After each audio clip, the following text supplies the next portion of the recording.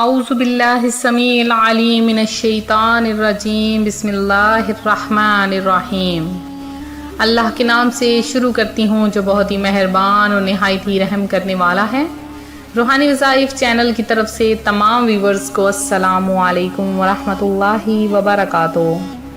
میں اپنا چینل روحانی وظائف کے ساتھ آج آپ کی خدمت میں آیات سجدہ کا ایک ایسا عمل لائی ہوں کہ اگر ان سجدہ آیات کو کسی بھی نماز کے بعد سجدے میں پڑھ لیا جائے تو اللہ تبارک و تعالی اس کی ہر دعا قبول فرما لیتا ہے۔ تو امیر اہل سنت دامت برکاتہم عالیہ مولانا الیاس ستار قادری نے یہ وظیفہ ارشاد فرمایا ہے، تو جو کہ اللہ تبارک و تعالی کے بہت بڑے ولی اللہ ہیں، آپ نے یہ وظیفہ ارشاد فرمایا کہ طاق راتوں میں قرآن مجید کی 14 آیات سجدہ پڑھ لی جائیں تو جیسے ہی آیات سجدہ پڑھی جاتی ہیں اس کے بعد ہر دعا قبول کر لی جاتی ہے۔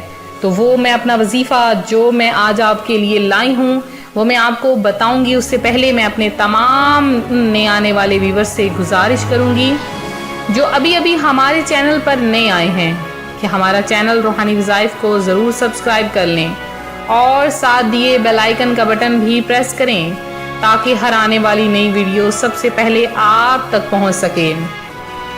تو روحانی وظائف کے معزز ناظرین، جیسا کہ آپ جانتے ہیں ماہ رمضان المبارک کا آخری عشرہ ہم میں جاری و ساری ہے۔ رمضان المبارک کا یہ آخری عشرہ ہے، اس کے بعد یہ رمضان المبارک ہم سے جدا ہو جائے گا۔ پتہ نہیں ہماری زندگی کا بھروسہ ہے یا نہیں، آئندہ سال ہمیں رمضان المبارک پھر ملے گا یا نہیں ملے گا۔ پتہ نہیں رمضان المبارک کی یہ گھڑیاں ہمیں نصیب ہونے والی ہیں یا نہیں نصیب ہونے والی ہیں۔ رمضان المبارک کی یہ گھڑیاں جو ہم سے رخصت ہو رہی ہیں اور کس قدر تیزی سے رخصت ہو رہی ہیں یہ صرف وہی جانتا ہے جو رمضان المبارک میں روزے رکھ رہا ہے کہ کتنے ہی مبارک دن ہیں، کتنے پیارے دن ہیں، کتنے بابرکت دن ہیں جو ہمارے ساتھ سے ایسے گزر رہے ہیں جیسے دن سے رات ہوتی ہے، رات سے دن ہو جاتا ہے۔ تو رمضان المبارک کی یہ آخری جو دن ہیں، آخری راتیں ہیں، ان میں جو طاق راتیں ہیں وہ کون کون سی ہیں؟ سلسلہ قادریہ شاذلیہ کے عظیم پیشوا حضرت سیدنا شیخ ابو الحسن شاذلی علیہ رحمت اللہ الولی فرماتے ہیں جب کبھی اتوار یا بدھ کو پہلا روزہ ہوا تو 29ویں شب، اگر پیر کا پہلا روزہ ہوا تو 21ویں شب، اور اگر پہلا روزہ منگل یا جمعہ کو ہوا جیسا کہ یہ رمضان جمعۃ المبارک کو پہلا روزہ تھا تو 27ویں شب، اور اس کے علاوہ اگر اگر پہلا روزہ جمعرات کو ہوا تو 25ویں شب، اور اگر پہلا روزہ ہفتے کو ہوا تو 23ویں شب میں شب قدر کو پایا۔ مجھے تھوڑا یاد نہیں، تو میرے خیال سے ہفتے کو پہلا روزہ تھا تو اس لحاظ سے 23ویں شب ان کے مطابق پہلا روزہ ہفتے کو تھا تو 23ویں شب شب قدر ہو سکتا ہے، لہٰذا 23ویں شب کو بھی آپ یہ عمل کر لیں۔ اگرچہ بزرگان دین کا شب قدر میں تعین میں اختلاف ہے، تاہم بھاری اکثریت کی رائے یہی ہے کہ ہر سال ماہ رمضان المبارک کی 27ویں شب ہی شب قدر ہے۔ شب قدر رمضان شریف کی 27ویں رات ہوتی ہے۔ اپنے بیان کی تائید کے لیے انہوں نے 2 دلائل بیان فرمائے ہیں۔ پہلا کہ لیلۃ القدر میں 9 حروف ہیں اور یہ کلمہ سورۃ القدر میں 3 مرتبہ آیا ہے، اس طرح 3 کو 9 سے ضرب دینے سے حاصل ضرب 27 آتا ہے۔ اس کے بعد کہتے ہیں کہ اس سورہ مبارکہ میں 30 کلمات ہیں اور 30 الفاظ، 27واں کلمہ ہے جس کا مرکز لیلۃ القدر ہے۔ گویا اللہ تبارک و تعالی کی طرف سے نیک لوگوں کی طرف اشارہ ہے کہ ماہ رمضان شریف کی 27ویں شب قدر ہوتی ہے۔ تو رضائے الہی عز و جل کے خواہش مندوں ہو سکے تو سارا ہی سال ہر رات اہتمام کے ساتھ کچھ نہ کچھ نیک عمل کر لینا چاہیے، اور خاص کر کے جو طاق راتیں ہیں ان میں تو ضرور عمل کرنا چاہیے۔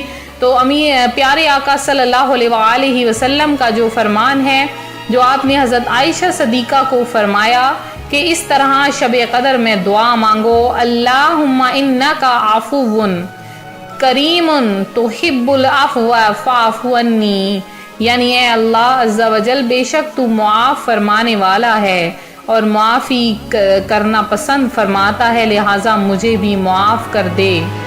جو شب قدر میں اخلاص نیت سے نوافل پڑھے گا اس کے اگلے پچھلے گناہ معاف کر دیے جاتے ہیں۔ اس عشرے کی ہر رات میں 2 رکعت نفل شب قدر کی نیت سے پڑھا کریں۔ اس سے یہ ہوتا ہے کہ جو ہر رات 10 آیات اس نیت سے پڑھ لے تو اس کی برکت اور ثواب سے کبھی بھی محروم نہیں ہوتا ہے۔ تو پیارے آقا صلی اللہ علیہ وآلہ وسلم اس مہینے میں کثرت سے عبادت کیا کرتے تھے، خاص کر کے جو آخری 10 دن تھے اس میں آپ بالکل ایک جگہ پر بیٹھ جاتے اور معتکف ہو جاتے اور کثرت سے عبادت کرتے۔ ان راتوں کو طاق راتوں میں ڈھونڈنا چاہیے، جیسا کہ اب آگے 23ویں شب آ رہی ہے، اور اس میں اس کی علامات کیا ہیں کہ حضرت سیدنا عثمان بن ابی العاص نے کہ غلام نے ان سے عرض کی کہ اے آقا مجھے کشتی بانی کرتے ایک عرصہ گزرا، میں نے سمندر کے پانی میں ایک عجیب بات محسوس کی۔ پوچھا وہ عجیب بات کیا ہے؟ عرض کی اے میرے آقا ہر سال ایک ایسی رات آتی ہے کہ جس میں سمندر کا پانی میٹھا ہو جاتا ہے۔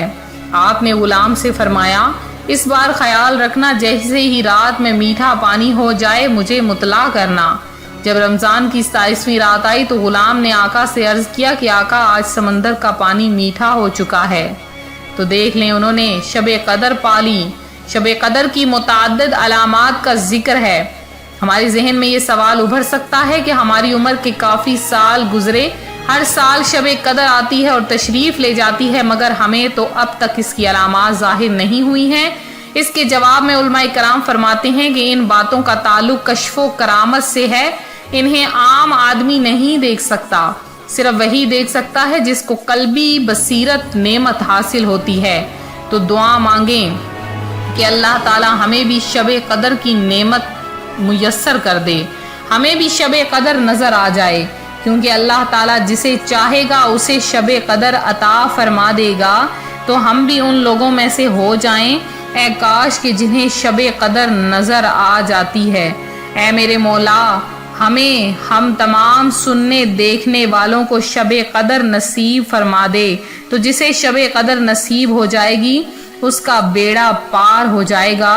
تو اللہ تبارک و تعالیٰ سے بس یہی دعا ہے کہ اللہ تعالیٰ ہمیں شب قدر نصیب فرما دے۔